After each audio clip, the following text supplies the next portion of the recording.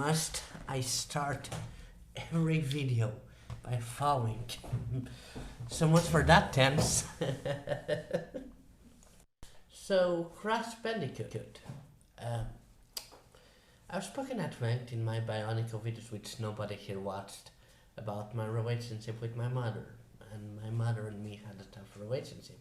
But it was through Crash Bandicoot and Pac-Man World and Sonic and Knuckles, a few video games we played that we mostly tended to hang out and interact. So what does that mean? It means that when I couldn't beat a level in Crash 3 Warped, my mom would beat it for me and I would take her and hug her and all that jazz. Well, which means that Crash 3 is very much a game I associate with good moments of my childhood. And what does that mean? It means I'm going to give it a glowing review, of course. But spoilers, right? Don't just turn off the video quite yet, because I promise I won't let the experience with my mother, who beat that damn dinosaur stage in Crash 3, and the shooting point ones, which I wasn't very good at, stop me from being concrete and objective, that's the one. That one stopped me from being objective, as objective as I can be. I mean, it's a review, it always takes into account my opinion, of course.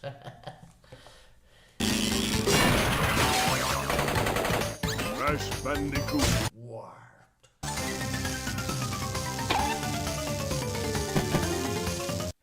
Crash Bandicoot was seen as the de facto mascot of the PlayStation by the time Crash Bandicoot 3 Warped came out.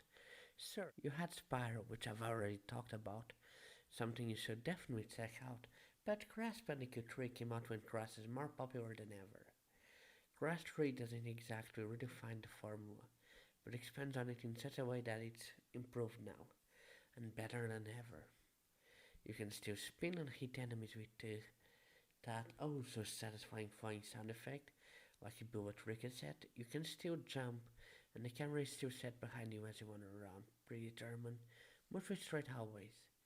But the game's time travel mechanic makes for varied worlds that are both gorgeous to look at, if you take into account the limitations of the PlayStation, and impressive. It introduces power-ups to the series, and a fully upgraded Crash is a sight to behold. The Super Tornado Dead Jump, where you double jump, use the spin extension to slowly float down and run with the last upgrade, the dash to clear huge chunks of the level, is beyond satisfying to use, and useful for those trials that were introduced here, I believe. So gold relics, platinum relics, to go here is to go as fast as humanly possible, kinda like how I'm talking very fast. And there are tricks to it, as you can hit one of the blocks with the numbers on the grids to stop the timer for a few seconds. I felt so goddamn smart when I realized that if I walked backwards into each one level, I could start the timer by using one of the new upgrades, the bazooka, to shoot the crates as soon as they appear. Oh, don't worry, it's a fruit bazooka, it's just going to hurt a lot, it's not violent. You can actually do a time travel as soon as you beat a level for the first time, but I see no reason why you would. Without the dash, or the upgraded spin, or the valley flop that gets upgraded, yeah, that happens. I'm nowhere close to a speedrun levels, but I love going fast in this game. It's a rhythm that's applied to things like Sonic the Hedgehog or speedrunning, or the furry Mario game. Damn, when I figured out you could skip most of the prelude to the Dingodile boss by doing a crouch jump into him and avoid the protective crystals he has, I'm very good at Crash 3, because it was one of the games I most played as a child. Though sometimes dying is inevitable, especially in those brand new vehicle sections. Oh, okay, I don't like vehicle sections in most games, and Crash's vehicle sections are no exception. They completely disrupt the pacing of the game, and even if they can be beaten quickly as soon as you realize what you're doing, they are still a huge shift in gameplay. Being shot at by the planes in a World War I inspired level, and shooting down blimps, or doing illegal motorcycle races in a 50s style American graffiti style level, those don't work very well for me. Ironically enough, despite the fact I don't like wave race and all that much, it's the jet ski section with Coco the Bandicoot, and saying her name like that makes her sound like a Sonic character, that I enjoy above any other vehicle section. It's just controls, right. It's not realistic. You can fight fast, but that's what I love about it. Suck, suck has it made to miss a box, have to turn back. It's so smooth that it's no time at all until you're back at the place you were. So what do you do in grass? You collect crystals, those pink ones that make also satisfying noise when you pick them up. If you stick to collecting crystals as you improve your skills, the game can be beaten in about an afternoon if you're dedicated. But with grass games, the real ending is always locked behind a crystal road.